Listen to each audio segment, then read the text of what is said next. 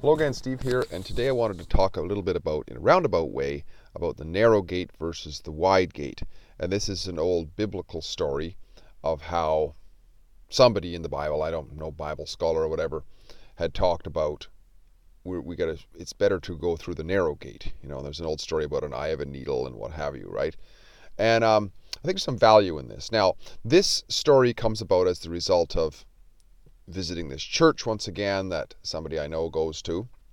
When I went in there yesterday, there was a picture up on the screen of this old gate or doorway, I guess, through an old stone building. It was very, very narrow. It wouldn't pass any of today's building codes, but that's another story for another time.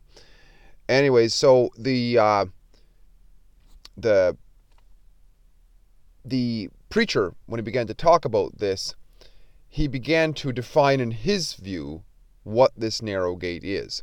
Now, I think it's relative to today's society, which is that when we restrict ourselves from the madness of the world and we actually begin to govern ourselves based on sort of principles, then we're, in a way, it feels like we're restricting ourselves and we're going through a narrow gate rather than just choosing whatever our animal lusts and desires and society says is okay, which is a bit broader, right? So that'd be a wide gate versus the restriction sort of thing. And what the preacher said was that Jesus is the narrow gate.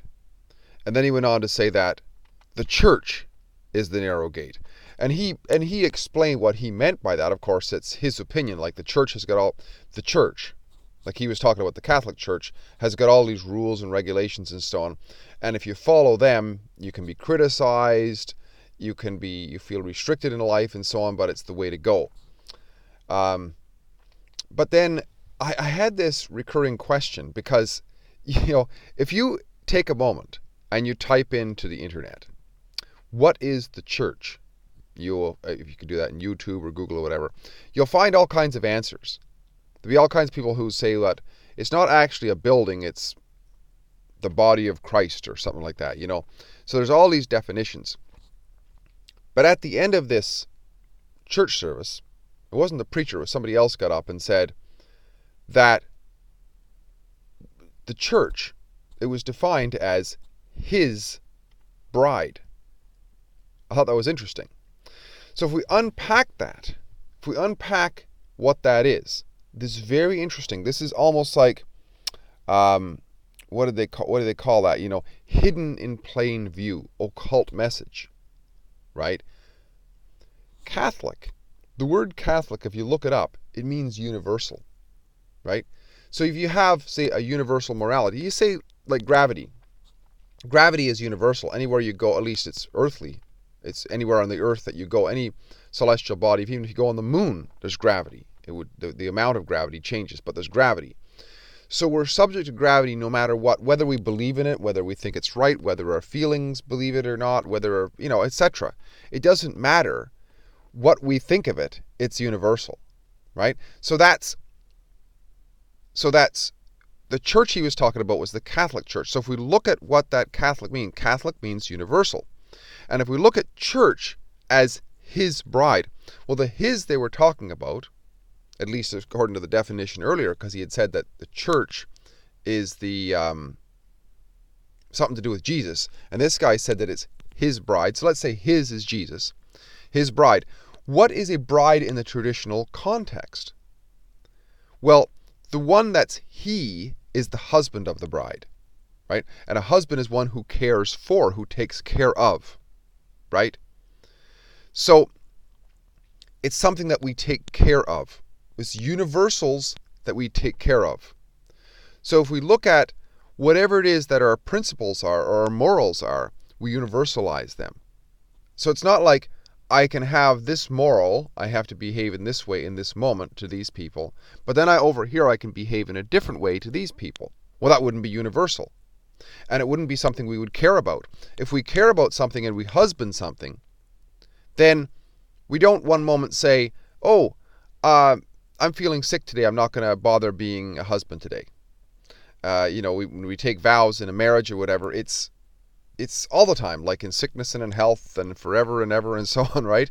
It's ongoing. We're going to husband, we're going to care for this person all the time. And we're going to, so if you look at it from that perspective, the narrow gate, the reason it's narrow is because we are restricting ourselves down to this always and universal, right? And that's why it looks rather narrow when you look at all major philosophies, religions, and so on. They have restrictive covenants, which say, we shall not lie, we shall not commit adultery, we shall not steal, we shall not kill or murder people, and so on. And this means that we are restricting ourselves. So if there's a whole gamut of things in the world that we can do, we say to ourselves is we can't do these things. So that narrows down the gate of our options in life. And I think this begins to explain in sort of layman's terms in 2019 what it means for us, never mind thousands of years ago, what it means for us in the moment. How a narrow gate helps us in a way. It guides us into a path that is, in the end, more productive for ourselves. And it's also more truthful. It's, if we can follow it through, even through philosophy, that when we restrict ourselves on basic covenants, such as thou shalt not do all the things that we don't want done to us. We don't want to be stolen from, we don't want to be murdered, we don't want to be raped, we don't want to be lied to, and so on. If we extend those universally to others, and to all times, then it's logically consistent because we don't want it done for ourselves. And of course, as, who was it, Aristotle or Socrates once said, truth equals virtue equals happiness. And the narrow path leads us onto a truthful path, a virtuous path, and in the end, a happiness path, I would say. So, yeah, what do you think of this? If you like what I'm doing, please like, subscribe, and share. And by all means, yes, subscribe, absolutely, it boosts things up. And comment in the box below. Steve here again, great chatting. We'll talk again soon. Bye for now.